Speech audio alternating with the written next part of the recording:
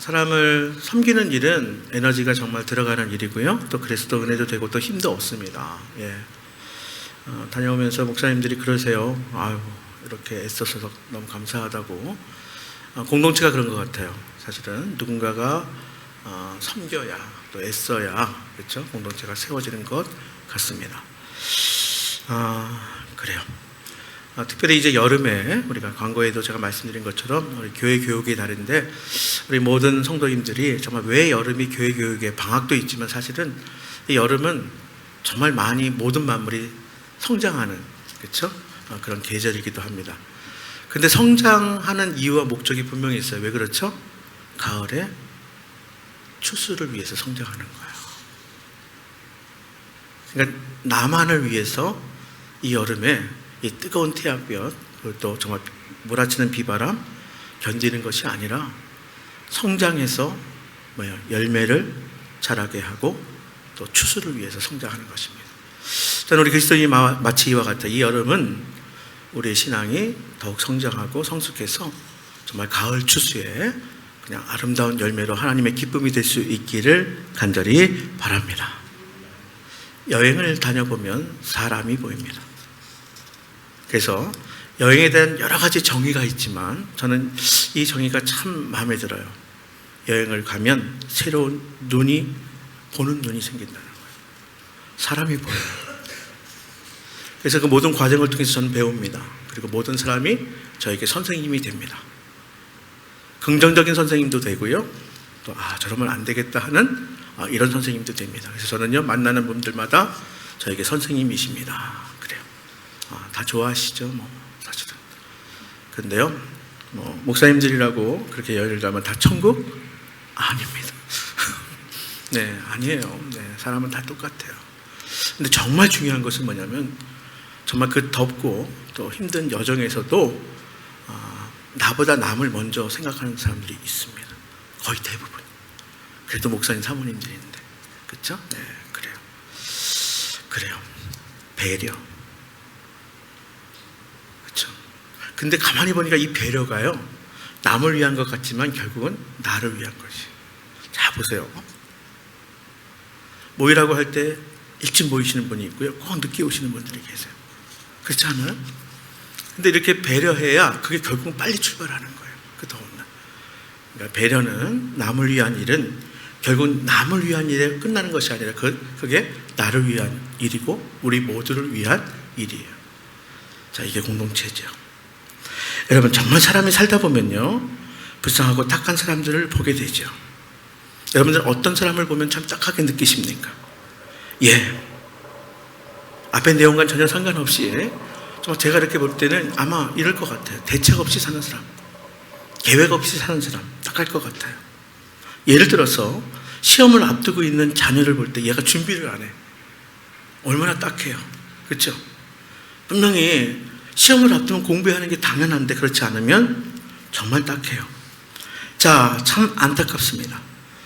자, 그리고 정말 어쩔 수 없는 그 일, 불치의 병, 난치병을 앓고 있는 어쩔 줄 모르는 사람을 보면 참 안타깝고 딱합니다. 또 어떻습니까? 저는 이런 경우도 생각해 봤어요. 지금 우크라이나에서 전쟁이 정말 생각보다 긴 시간 계속되고 있는데 저 무기가 이제는 더 이상 쓸 게 없어. 계속 근데 가만히 저는 이런 생각도 해봤어요. 총이 없이 전쟁터에 내보낸다고 생각해 보십시오. 우리 저기 우리 현역 군인 우리 집사님들 계시지만 총을 안 주고 전쟁터에 내보내요. 이것처럼 정말 딱한 일이 없어요. 뭐 하라는 거예요 도대체? 그렇죠. 생각만 해도 정말 끔찍합니다. 무기 없이 전쟁터에 나가는 거 어떻게 하라는 거예요? 자, 그런데요 이런 사람보다 더 딱한 사람이 있어요. 뭐냐 하면 어떤 사람일까? 제가 세상에 교회 밖 이 사람들을 한번 볼 때에 그렇죠? 그 사람들은 그렇다 쳐요. 자, 제가 오늘 이야기 드린 것은 밖에 있는 사람들 이야기하는 것이 아니라 오늘 우리의 얘기예요. 교회 공동체 안에 있는 사람들이에요. 자, 무기도 없이 전쟁터에 나가면 참 끔찍한 일이에요. 마찬가지로 우리가 이 세상을 살아가는 그리스도인으로 성도로서 무기 없이 지금 공중에 권세 잡은 사단을 대할 때 자, 나가면 뻔하게 무기도 없으면 질 거 뻔하지 않습니까? 사단이 우리를 유혹하고 공격할 때 넘어질 거 뻔하지 않습니까? 그러니까 어떻게 보면 세상 사람들은 그렇다 치더라도 이제 은혜로 예수 믿고 구원받은 우리, 그리스도인 된 우리, 성도가 된 우리가 이제 다시 세상 속에서 그리스도인으로 살아갈 때에 무기도 없이, 대책 없이, 정말 속절없이 살아간다면 이것처럼 끔찍한 일이 있을까요? 우리가 이 세상을 사는 동안에 사단의 끊임없는 유혹을 받아요. 사단의 공격을 받습니다. 자, 어쩔 수 없어요. 이 땅에 살아가는 동안에 그래요. 예수님께서 다시 재림하신 그날까지는 이 땅에서 공중의 권세 잡은 사단의 유혹이 계속돼요. 이미 사단은 예수 그리스도의 십자가의 죽으심과 부활을 통해서 이미 예수님이 승리하셨지만, 그러나 주님께서 다시 오시는 그날까지 한정된 기간 동안에 이 땅의 공중의 권세 잡은 자로 예수 믿는 사람들, 하나님의 백성들을 끊임없이 유혹합니다. 공격합니다. 자, 그러면 우리 어떻게 해야 되겠어요? 하나님이 그냥 우리를 부르시고 우리 선택하시고 하나님의 백성 삼아주시고 성도 삼아주셔서 그냥 대책 없이 내보내십니까? 이 땅에 정말 그리스도인으로 광야길을 걸어가는 우리를 그냥 대책 없이 내버려 두셨을까요? 아니에요. 우리를 사랑하셔서 예수 그리스도를 이 땅에 보내주시고 대신 십자가에서 죽임당하게 하셨는데 그 하나님께서 그냥 대책 없이 우리를 내버려 두시겠어요? 아니에요. 우리에게 공격 무기도 주셨어요. 사단을 대적하는 공격 무기, 여러분, 사단을 대적하라고 했어요. 지지 말고 대적하고 승리하라고 하셨어요. 자, 그런데 이렇게 사단의 유혹, 사단이 공격할 때 우리에게 주어진, 우리에게 주신 공격 무기가 있어요. 저는 그 두 가지를 소개해 드릴게요. 그 무기 첫 번째가 뭐냐? 말씀이에요. 하나님의 말씀, 성경이에요. 여러분, 이 성경 말씀은 우리의 무기예요. 무기라고. 근데 가만 보면 무기도 안 들고 다니는 사람들이 너무나 많아요. 아니, 전쟁터에 총을 안 들고 나가면 어떻게 되겠습니까? 세상에 나갈 때 이 무기를 들고 나가지 않으면 어떻게 되겠습니까? 우리의 무기 그 첫 번째는 하나님의 말씀, 성경이라는 거예요. 제가 자주 표현하죠. 과거에는요, 지금부터 더 좋은 시절, 그런 더 좋은 시설을 가지고 있지 않았어요. 과거의 신앙의 선배들은요, 더 좋은 시스템을 갖고 있지 않았어요. 프로그램도 없었어요. 근데 가만히 보니까 뭐에 지지 않고 승리하면서 여기까지 온 거예요.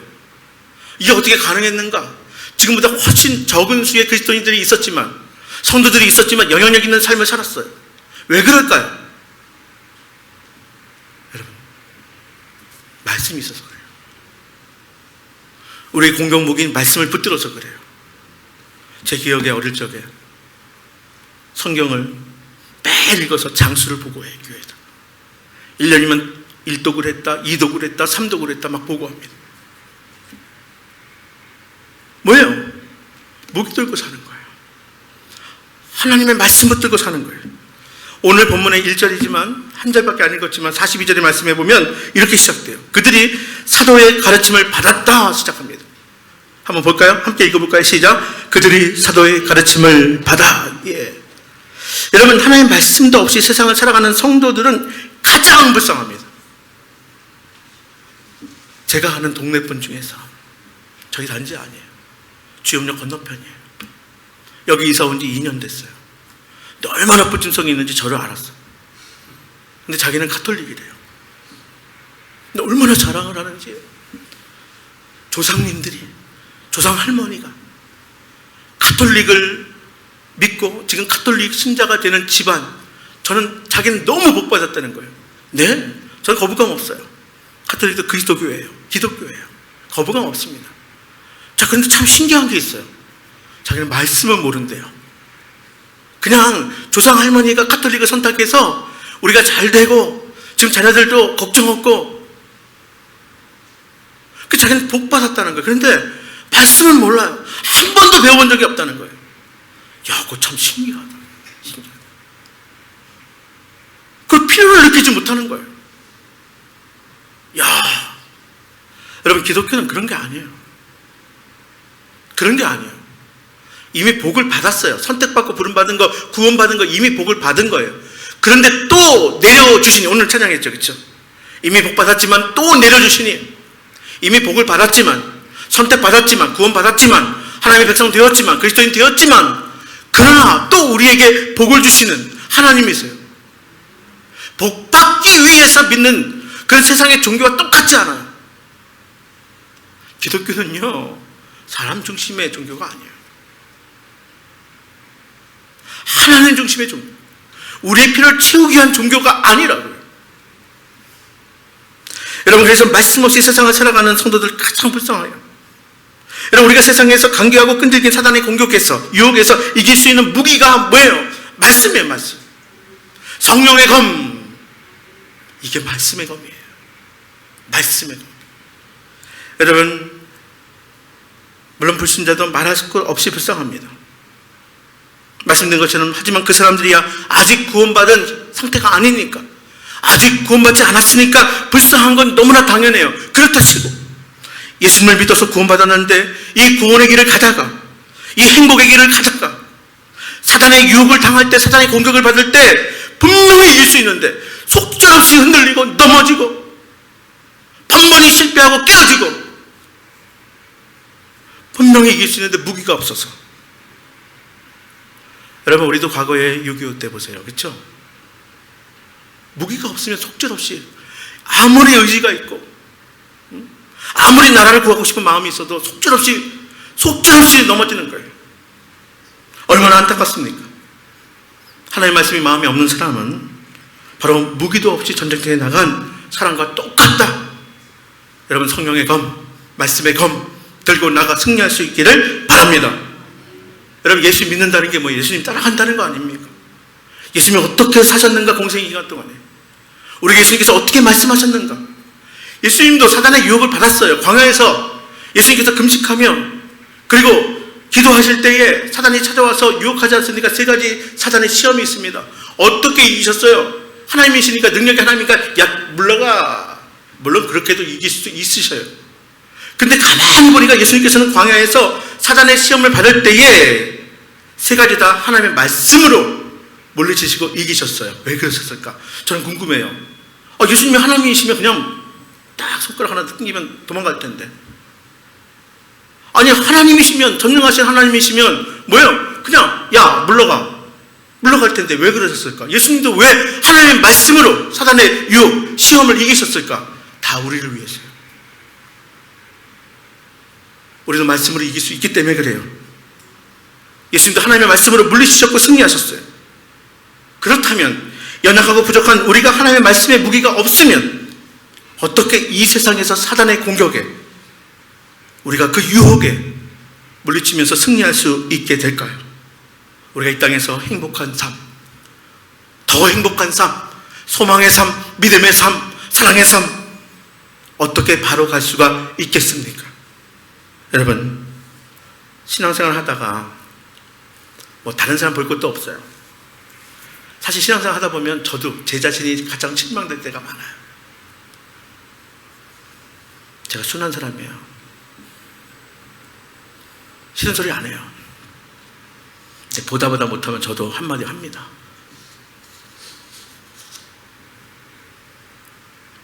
수련회 4일째 되는 날, 임원 같이 하는 후배 목사님들이, 야, 이율 목사님, 이제 일하지 말게 해라. 이제 폭발할 것 같아. 이제 다 설명 안 해드릴게요. 다 알아요. 저하고 옆에 오래 있으면 알아요. 사실은 몸이 피곤하면요, 다른 것도 힘든 거예요. 옆에서 알아서 잘 움직이는 거예요. 야, 이율 목사님 이제 쉬게 해야 돼. 이 얘기는 뭐냐면, 저도요, 사람 보고 막 판단하고 왜 저럴까 막 이럴 때가 있어요. 자, 그럴 때 제 자신을 돌아봐요. 야, 이것도 못 참냐 내가 말하면서 사람 다 비슷하다며, 다 그렇게 알고 있거든요. 거기서 거기다며. 그럼 제가 다 이해하고 품고 해야 되는데 그게 안 되는 거예요. 그러면 제 자신에게 먼저 실망이 돼. 야, 너도 별 수 없어. 그치? 자, 여러분들 어떠세요? 누구에게 실망이 됩니까? 다른 사람 볼 것도 없어요. 자기 자신에게 실망되지 않습니까? 내가 정말 이 정도밖에 되지 않는가? 내가 좀 더 나아질 수 없는가? 내가 좀 더 변화될 수는 없는가? 내가 어떻게 하면 변화될 수 있을까? 내가 어떻게 하면 그래도 그리스도인인데, 이 더운 날 그래도 하나님 앞에 나와서 이렇게 예배하고 말씀 듣고 있는데 어떻게 하면 내가 좀 더 성장할 수 있을까? 성숙할 수 있을까? 잘 안 되잖아요. 어떻게 가능할까요? 여러분, 의지 갖고 안 돼요. 노력 갖고 안 돼요. 결심한다고 되는 게 아니에요. 그러면 새해 초에 결심한 거 다 이뤘으면 여러분 삶이 지금 이렇게 있습니까? 이게 안 되더라고요. 여러분, 우리를 변화시키는 것, 사람을 변화시키는 것은 하나님의 말씀인 줄 기억하시기를 바랍니다. 의지 갖고 안 돼요. 결심 갖고 안 돼요. 아시겠어요? 매일 말씀을 공급받아야, 내가 하나님의 말씀을 붙들고 살아야 그나마 조금씩 변화되는 거예요. 그나마 조금씩 그리스도의 장성한 분량으로 자라고 성장하는 거예요. 여러분, 사람의 가장 큰 변화는요, 여러분, 사실은 구원받아 하나님의 자녀가 된 거예요. 이미 우리는 가장 큰 변화를 맛보았어요. 중생, 다시 태어났다고요. 하나님의 백성이 하나님의 자녀가 된 거예요. 이게 가장 큰 변화입니다. 그러면 구원은 어떻게 받습니까? 믿음으로 받습니다. 은혜로 받습니다. 믿음은 여러분 어디서 나옵니까? 성경은 분명히 이야기해요. 믿음은 들음에서 난다는 거예요.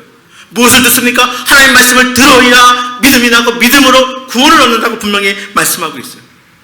그러니까 말씀이에요. 가장 큰 변화가 구원받은 거라면 가장 큰 변화도 뭐예요? 결국은 하나님의 말씀으로 우리가 변화받은 거예요. 그렇습니다. 하나님의 말씀이 이렇게 죄로 인해 죽을 수밖에 없는 사람도 다시 살리셨어요. 바로 죽은 사람을 살리는 능력이 하나님의 말씀이에요. 뿐만이 아니라 세상을 악하게 사는 삶, 그 사람을 변화시켜서 거룩한 하나님 백성답게 의로운 백성으로 하나님께서 삼아 주신 거예요. 그래서 말씀이 능력이라는 거예요. 여러분, 하나님의 말씀은 사단의 공격을 물리치는 공격 무기가 된다 그랬어요. 제가 말씀드렸어요. 자, 사단의 공격을 물리치는 공격 무기도 되고 사람을 살리고 변화시키는 능력이 되고, 그러나 그것뿐만이 아니라 하나님의 말씀은 우리에게 복의 근원이 되는 줄 믿으시기를 바랍니다. 성경은 분명하게 말씀해요. 하나님께서 이스라엘 백성들에게 율법을 주셨습니다. 하나님은 왜 그들에게 율법을 주셨을까? 하나님의 말씀을 왜 주셨을까? 신명기 6장 24절의 말씀을 보면 여호와께서 우리에게 이 모든 규례를 지키라 명령하셨으니 이는 우리가 우리 하나님 여호와를 경외하여 항상 복을 누리게 하기 위하심이며 또 여호와께서 우리를 오늘과 같이 살게 하려 하십니다. 여러분, 우리에게 복 주시기, 이미 복 주셨지만 복을 받고 누리게 하기 위해서 하나님의 말씀을 주셨음을 기억하시기를 바랍니다. 그러니까 하나님께서 우리에게 말씀 주시면 우리로 생명 얻게 하시고 또 우리의 삶 속에서 복을 얻게 하기 위해서임을 우리가 기억하시고, 우리가 다 복 받기를 원하십니까? 근데 사실은 복 받는 길이 어디 있다고요? 말씀에 있어요. 여러분, 말씀 순종하면 복 받아요. 여러분, 그것을 경험하셔야 돼요. 내가 하나님 말씀 때로는 이해되지 않아요. 내가 말씀을 지키면 손해볼 것 같아요. 근데 하나님 말씀을 지켰더니, 순종했더니 내가 이해되지 않아도, 내가 유익이 없어도, 손해가 돼도 하나님 말씀을 순종했더니 내가 복을 받았다. 이게 성도의 삶, 이게 그리스도인의 삶이에요. 여러분, 우리가 복 받기를 원하는 것 이상으로 하나님께서도 우리에게 복 주시기를 원하세요. 아니, 독생자 예수 그리스도를 아낌없이 우리에게 주신 하나님이 뭘 아끼시겠어요? 우리가 복 받기를 원하신다고요. 그래서 주신 것이 무엇이에요? 그래서 말씀 주신 거예요. 그 말씀을 붙들고 그 말씀 순종하며 살고, 이 땅에서 잘 살라고, 이 땅에서 영원한 하나님의 영원한 삶을 살아가라고, 이 땅에서 하나님의 나라를 누리며 살아가라고, 행복한 삶을 살고 더 행복한 삶을 살라고 우리에게 말씀을 주신 거예요. 자, 그런데 우리가 말씀을 읽고 말씀대로 살면 복을 받으려고 하지 않고 자꾸 다른 방법으로 복을 받으려고 하니 여러분, 하나님의 마음이 얼마나 답답하겠습니까? 우리 자녀들을 보면, 뻔히 보면 이대로 가야 네가 잘 살아. 근데 자녀들이 그렇게 안 살 때가 있잖아요. 부모가 얼마나 답답해요. 아무리 설명을 해도, 아무리 가르쳐도, 아무리 좀 혼을 내도, 그렇죠? 야, 안 돼. 얼마나 답답해요. 마치 하나님이 그와 같아요. 이미 우리가 복을 받았어요. 또 이 땅에서 더 복을 받기를 살기를 원하세요.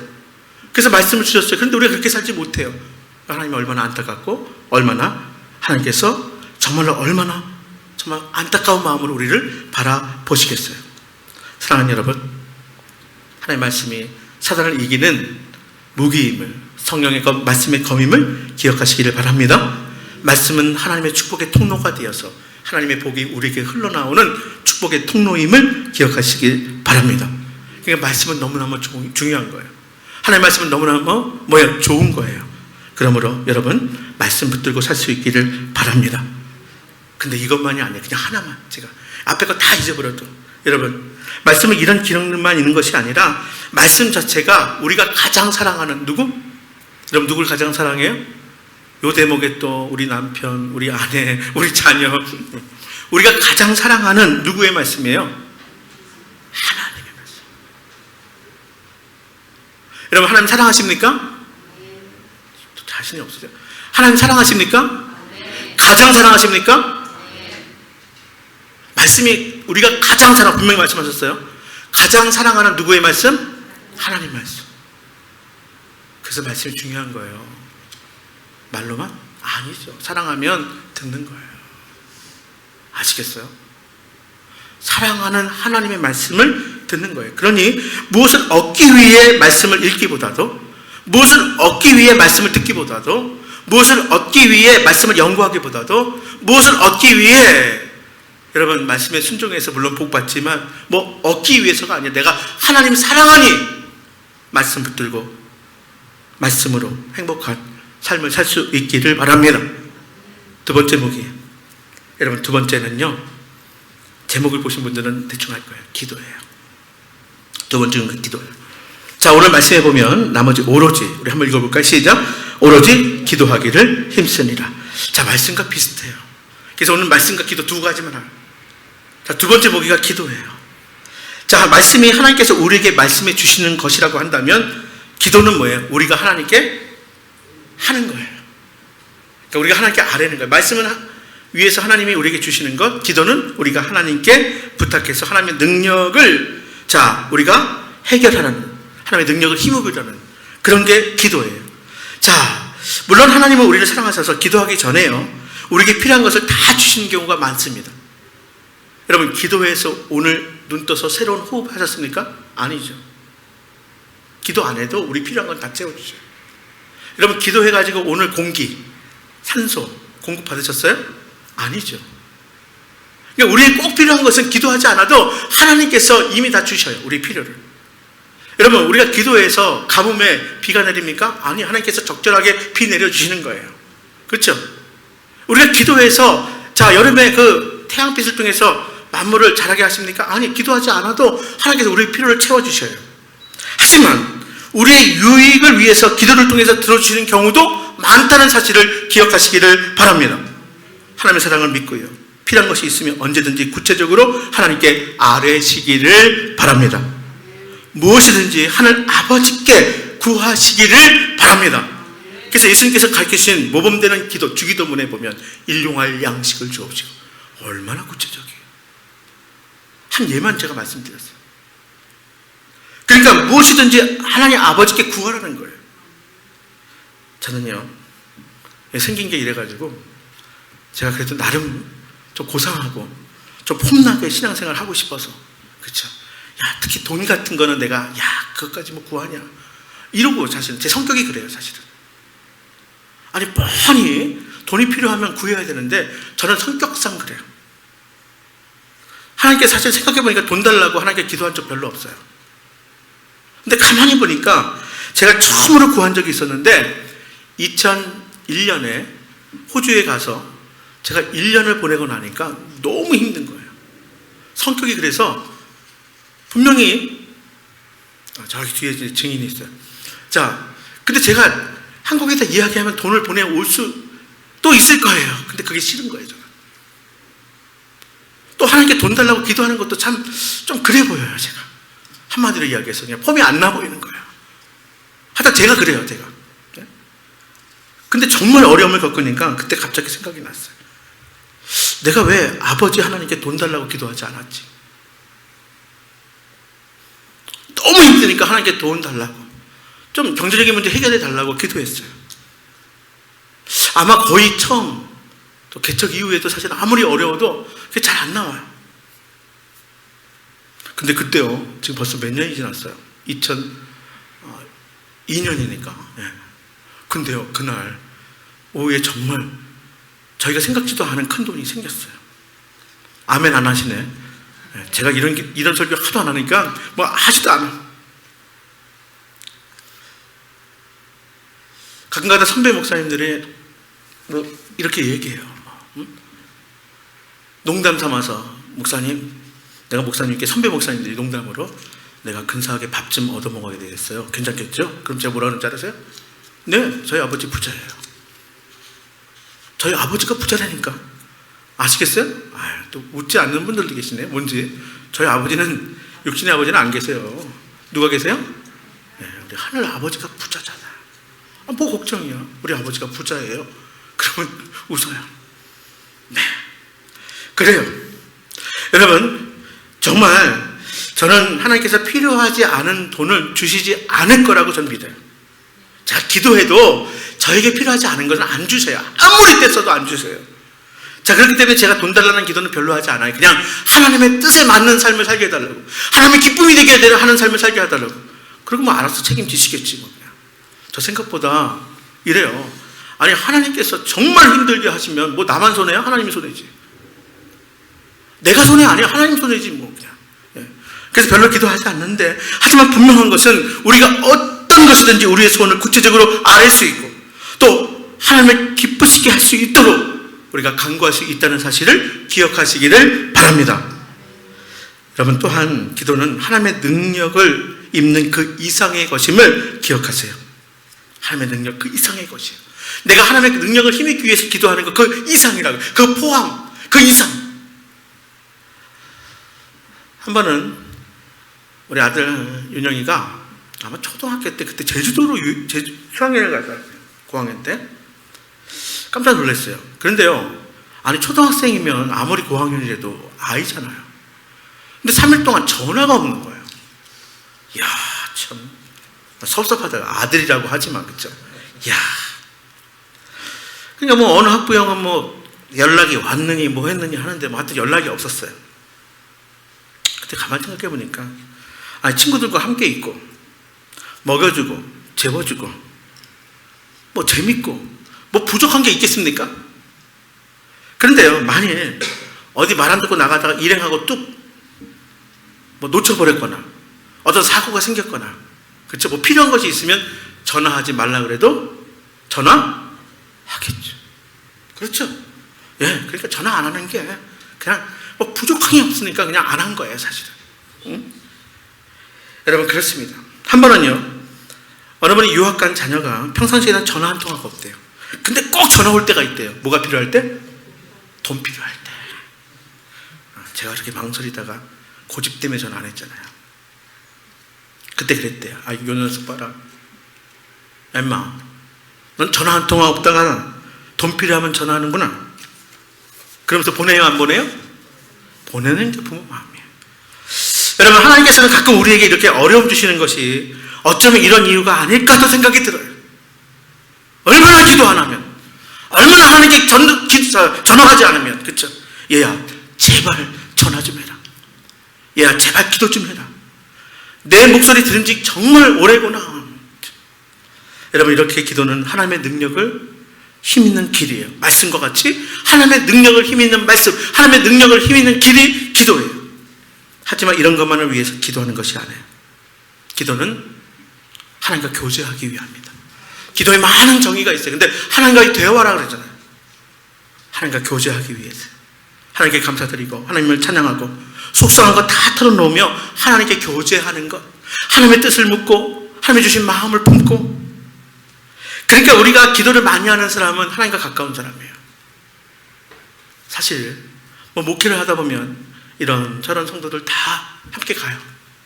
근데 가만히 보면 여러분 보세요. 누구하고 친한 사람 옆에 있고 싶어요? 하나님하고 친한 사람 옆에. 그렇지 않아요? 그러니까 여러분들도 기도에 능력이 있는 사람들 저 옆에 두고 싶은 거 아니에요? 부탁하고 싶은 거 아니에요? 근데 제가 가만히 보면 이상해요. 여러분들이 그런 기도의 사람들 될 수 있기를 바랍니다. 여러분들이 하나님과 가까이 교제하는, 여러분들이 자주 하나님과 기도하여서 하나님과 가까이 교제하고 하나님과 가까운 그런 기도의 사람이 될 수 있기를 바랍니다. 내가 기도할 수도 있지만 정말 어려운 일이 있을 때, 아, 그렇지, 우리가 아무개 권사님, 아무개 집사님, 하나님과 가깝지. 여러분 기도를 통해서 하나님과 교제하는 거예요. 하나님과 가까워지는 거예요. 여러분 자녀들이요 어려움 생길 때 분명히 있잖아요. 우리가 지금까지 우리가 인생 살아와 봤잖아요. 인생이 다 잘 풀리던가요? 그렇지 않아요. 원하는 대로 어떻게 인생이 풀려요? 여러분들 자녀들은요 그런 일을 겪을 거예요. 여러분들 언제까지 자녀들 옆에 계실 거예요? 그럴 수 없어요. 언젠가는 여러분들의 자녀의 곁을 떠날 때가 있어요. 그때 여러분들 가까이서 도와주실 분이 누구세요? 그러면 여러분들 자녀들이 뭘 보고 자라야 되겠어요? 아, 우리 엄마 아빠는 하나님과 가까워. 인생이 어려울 때 엄마 아빠에게 전화해서 엄마 정말 그렇게 가까운 하나님께 기도해줘. 이렇게 해야 되지 않겠습니까? 기도는 하나님과 가까이 교제하는 것, 가까워지는 것. 여러분 기도란 계약서에 따라서 물건을 인도를 요청하는 청구서가 아닙니다. 하나님 평소에 대해서 잘 믿으면 기도한 거 하나님께 아버지라 기도하면 하나님 들어주신다 그랬죠. 내가 요 계약서 있어요. 그러니까 하나님 지금 내가 필요한 게 집이 있어요. 자동차가 있어요. 계약한 대로 날 들어주게 해주세요. 여러분 계약서대로 여러분 하나님께서 그거 이행해달라고 요구하는 청구서가 아니란 말이에요. 물론 우리가 기도할 때 역사하셔요. 기도는 능력이 된다고 분명히 말씀드렸어요. 그게 없다는 얘기가 아니에요. 그러나 기도는 그게 아니에요. 여러분 자주 하나님께 전화하시고 하나님과 대화하시고 기도하시기를 바랍니다. 저는 신앙생활은 결국 다른 게 아니에요. 주님과 함께 동행하는 거예요. 하나님과 함께 교제하는 것, 그게 우리의 신앙생활이에요. 우리가 종교생활 하는 거 아니라 그랬어요. 종교생활은 비나이다. 그러나 신앙생활은 하나님과 교제하고 주님과 동행하고 하나님과 사귀는 것. 그러니까 사귐은 십자가 보세요. 하나님과 우리 인간이 교통하고 사람과 사람 사이에 교통하고 사귐이에요. 교제예요. 그래서 신앙생활에 신비가 있는 거예요. 여러분 이러한 신비가 없는 것은 여러분 종교생활일 수는 있겠지만 그러나 신앙생활일 수는 없습니다. 이러한 교제의 기쁨, 이러한 정말로 관계의 기쁨을 많이 누리는 우리 성도들 될 수 있기를 간절히 바랍니다. 우리 교회 표어가 뭐라고요? 하나님을 기쁘시게 이웃을 이롭게. 그렇죠? 이 표어를 실현하고 또 이러한 목표를 이루기 위해서 필요한 것이 무엇이라고요? 여러분 제가 볼 때는 첫 번째는 말씀과 기도. 그렇죠? 그리고 그 다음에는 봉사와 전도예요. 여러분 그렇습니다. 자, 말씀드린 것처럼 여러분 모든 만물이 집중해서 자라는 그런 시기예요. 자, 자라는 것은 열매를 우리가 얻기 위함이에요. 추수하기 위함입니다. 이제 우리에게 닥친 모든 문제와 환경에 집중하는 것이 아니라 바로 하나님 아버지께 집중하는 이런 여름 보낼 수 있기를 간절히 바랍니다. 선택과 집중. 여러분 정말 자를 거 잘라버리고요. 그렇죠? 열매를 맺기 위해서는요 이 포도나무도요 다 잘라버리고요 열매 맺는데 집중을 한다고요. 그래서 하나님께 더욱더 집중할 수 있기를 바랍니다.